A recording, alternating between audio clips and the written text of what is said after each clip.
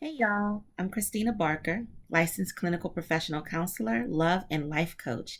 And today I wanted to come to talk to you about a topic that I saw on Facebook, and I thought I should elaborate on that. It was a TikTok reel that actually had a woman voiceover saying, or someone to in her background said, "Stop trying to do everything," and then she mouths the words, "Then who the bleep is gonna do it?" And I thought that that was such an appropriate question because so often women are trying to do everything, trying to keep every single thing going at their own expense. And the question is, if we don't, then who will? And I wanted to share with you some thoughts about the answer to that question. Before I continue, I would love for you to go ahead and like and subscribe to this channel where I give lots of tips on how to live an abundant life as a woman experiencing and managing many, many roles. So please like, share, and join me in commenting and following me on Facebook, as well as you can visit me over at my website, mrschristinalbarker.com. All right, so let's get into it. I'm going to give you 5 tips on how you can actually stop trying to do everything and bring in more resources no matter what station you find yourself in. Number 1, the question is, do you really have to do all the things that you're doing? So the first tip is assess. Assess what in your life actually needs to get done. Because a lot of times we are making time, or I should say, wasting time, doing things that don't need to get done, doing things that it would be nice to have done, but it's really not necessary. And when you have a time budget and you have an energy budget, you have to be very selective and very intentional about where you spend your time and where you spend your energy. The best example I can give for this is years ago when I was a mom of young children, preschoolers. I would be exasperated by the role, the responsibility of folding and putting away clothes. And the biggest chore of laundry was always folding and putting away socks. Like, you have to find the socks that match. You know, the dryer eats at least a third of them every time you wash and dry. And it would just be a big headache. And then one day I just put all the socks together and I said, I'll get to this later. And I just threw all the unfolded and unmatched socks into a drawer. And then I actually forgot to get back to it. And you know what happened? Every day, kids pulled from the drawer socks they needed, and life was fine. I realized then that folding socks, matching them up and folding them at the end of a load, was really one of those things that would be nice to do. But if I just didn't have the energy or the time to give to that because I had other things that I wanted to get done, then it would be okay for me to not do it. I challenge you to look at your life and ask the question, what am I doing that I really don't need to do? I don't really have to do. It would be nice if it got done, but maybe I don't have to do it. I can do it if I have the extra time and want to use the extra time doing that particular thing. Number 2, learn to delegate. You know, it's so true that we are the managers of women oftentimes are the managers of the home, right? And we sometimes feel that things have to get done and we need them done at a certain time, in a certain way, on a certain schedule, and we if we want it done correctly, we have to be the ones to make sure it gets done. But you know, delegating means that you acknowledge my husband is capable and my kids are capable. And I don't have to be the one responsible for all of these things that others are capable for.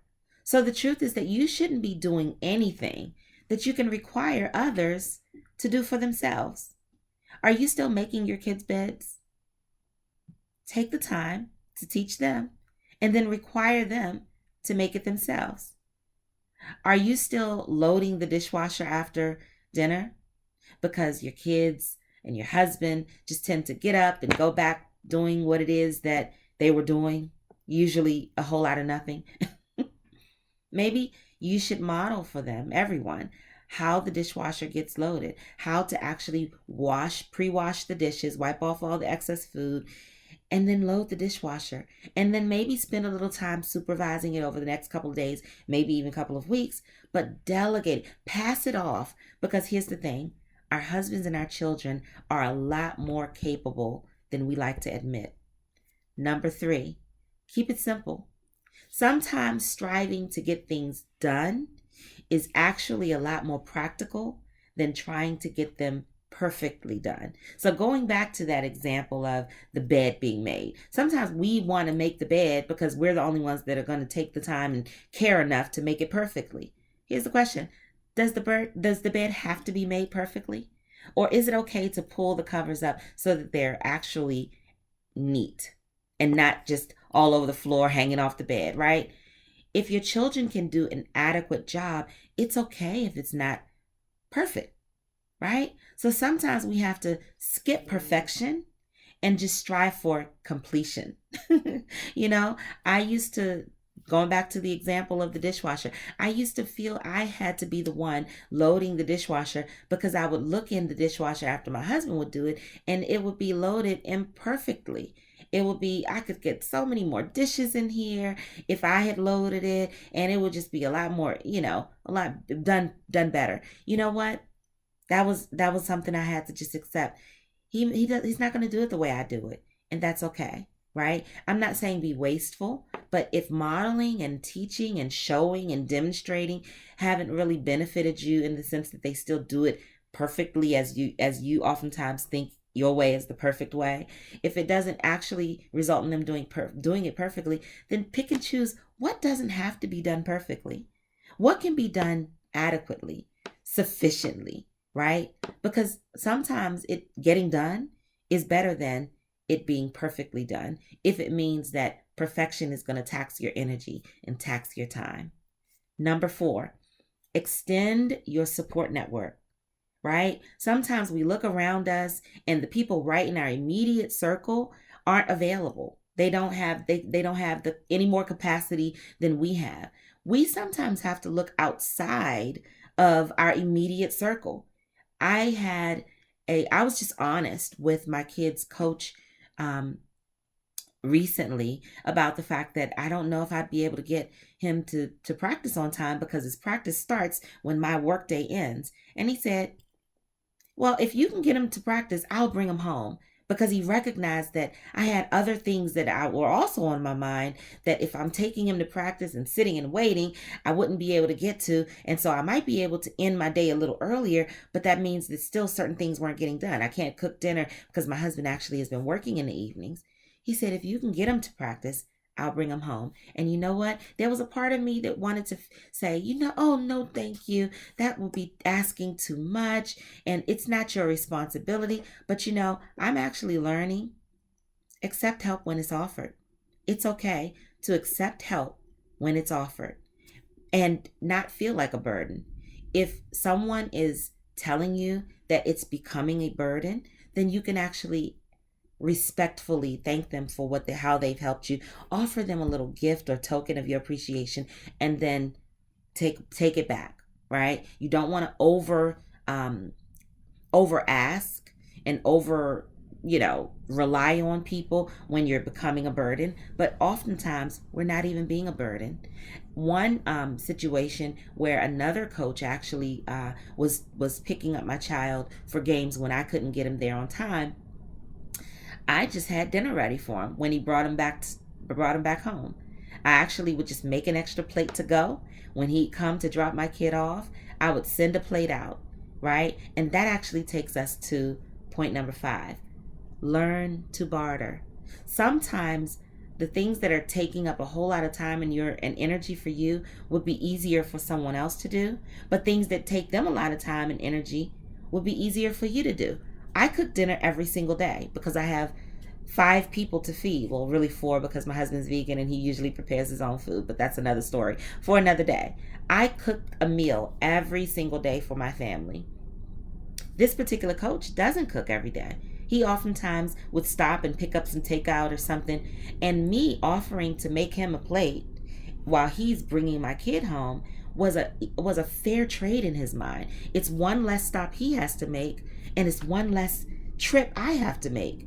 Bartering, right? Bartering is a huge way to not have to do everything. You're basically trading off responsibilities and duties and tasks so that no one feels overwhelmed and burdened, right?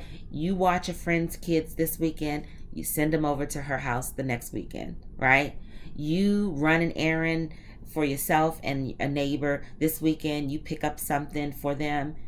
Next weekend, they do the same thing, right? You carpool the kids to practice or to school or to wherever.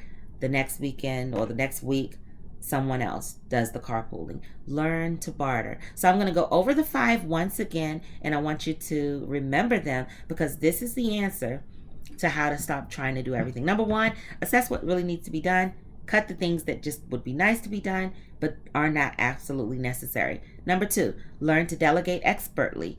Realize that your family and your friends and the people that you're doing so much for can actually do a lot more for themselves if you require them to. Number 3, keep it simple. Completion is sometimes more practical and prudent than excellence, or I should not say, than perfection. Okay? We always want to strive for excellence and being our best, but sometimes being completely done, adequately done, is excellent. It's the best we can do with the resources that we have. Number 4, extend your support network. Learn to accept offers of help and support when it's given without feeling guilt or shame. And finally, number 5, ask for help by bartering services. If you exchange things that you can do with ease for things that someone else can do, basically they can do certain things that you have a hard time doing with ease, and you can do certain things they have a hard time doing with ease.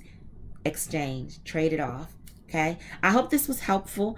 Reach out to me in the comments, and like I said, please like and follow me on this channel, and then share this with other friends who you think this will be beneficial to. You can find me and more about me on MrsChristinaLBarker.com. I look forward to talking with you more. God bless.